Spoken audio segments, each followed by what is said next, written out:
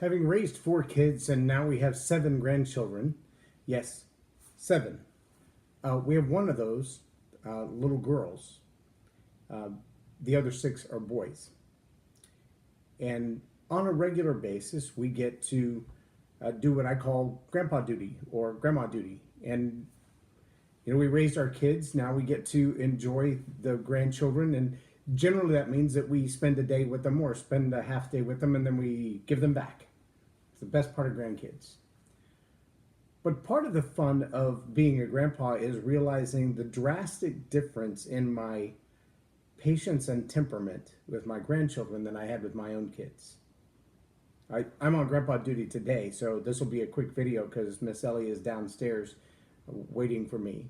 Her daddy's with her for right now, but he's about to leave. He's got to go to class.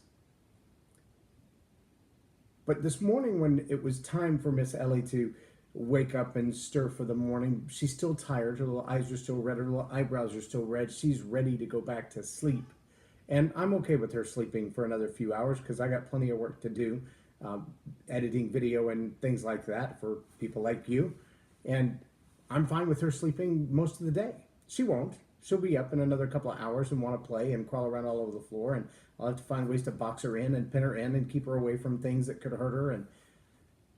But this morning when it was time to feed her and change her, as her daddy was making her bottle, I was ready to put a diaper on her. And I put her on the floor and I opened up her onesie and I took off the first diaper. And as I started to put the second diaper on, Dad came back with a bottle.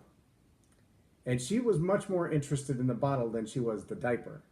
And she flipped and she rolled and she kicked me and she flailed her arms around and she grabbed everything that she could in sight as if to throw it at me. Although I know she doesn't have the intentions or even the know-how to do that. But she would grab and she would swing her arms. At one point, she grabbed the old diaper and was swinging it around and then tried to put it in her mouth. And I've got only 2 hands and she's got 4 limbs and they're all going in every direction. And I can't hold her down and put a diaper on her. And I can remember 25 years ago when I was trying to diaper her dad. And he would do the same thing. It was like trying to put socks on an octopus. He was all over the place. So I know where she gets it. But I also remember that 25 years ago, I didn't have the patience or the temperament to laugh at the reality that she has absolutely no idea what she's doing except wanting something. She has a want that's different than the want that I have. And my want is surrounded by all kinds of knowledge and understanding for her. I know that she needs to have a diaper on or she's going to make a mess elsewhere. I know that she needs to be cleaned up before I put another diaper on her. I know that she needs to be fed too, but that bottle's not going anywhere while I try to put the diaper on. And I wonder how often we forget that our leaders, for the most part, have our best interest at heart.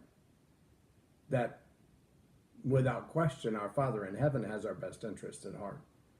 How often are we like that little baby squirming around on the floor, trying to flip over and crawl away, trying to grab everything in sight, trying to push away and kick away, just because that's not what they want right this second? How often are we like that in our lives where we want to push away, we want to resist, we want to fight, we want to wiggle? It's not what we want right now, so we resist change with everything that we have. Do you find yourself resisting change that way? I've been reading a book by Dr. Mark Sharona, and I may have mentioned this yesterday. It's a pretty intense book, probably one of the most intense I've read in a while. Just the way he thinks is different than the average Joe, which I like because that's very stimulating for me. But he mentions this nowhere between two somewheres, where you found yourself in a state of transition and nothing seems to be working right. It's funny because I was just watching a video this morning by T.D. Jakes, and he called it rerouting.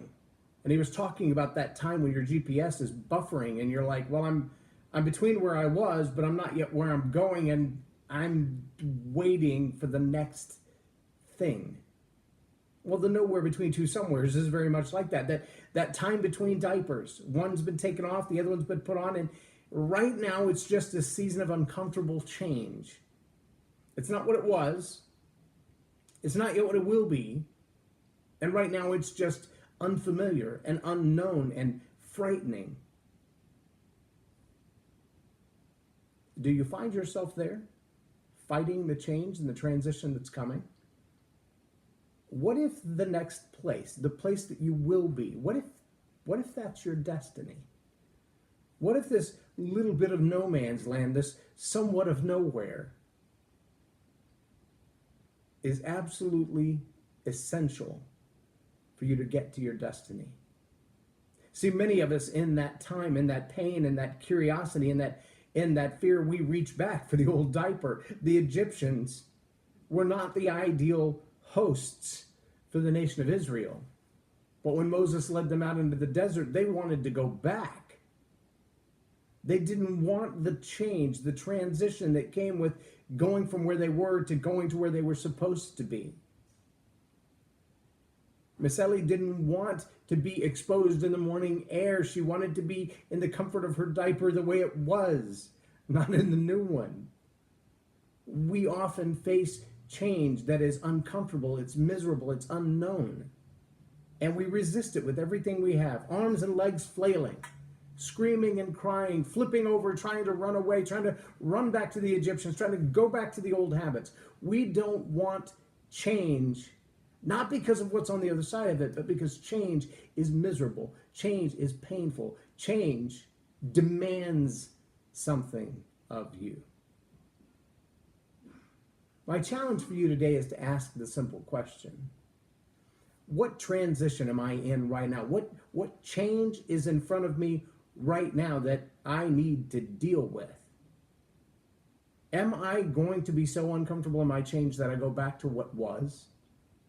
Am I going to be so miserable about the idea of change that I'd rather have the staleness of the past to deal with the addictions and the problems and the relationship issues and the financial issues that I've always had? Or will I bear down and face the change and make it through this season of transition to reach my destiny?